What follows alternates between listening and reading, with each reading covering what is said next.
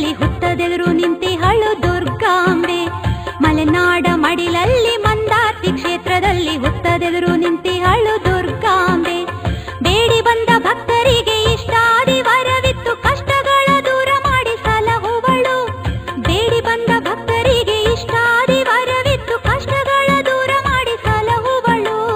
ಮಲೆನಾಡ ಮಡಿಲಲ್ಲಿ ಮಂದಾರ್ತಿ ಕ್ಷೇತ್ರದಲ್ಲಿ ಹುತ್ತದೆದುರು ನಿಂತಿಹಳು ದುರ್ಗಾಂಬೆ.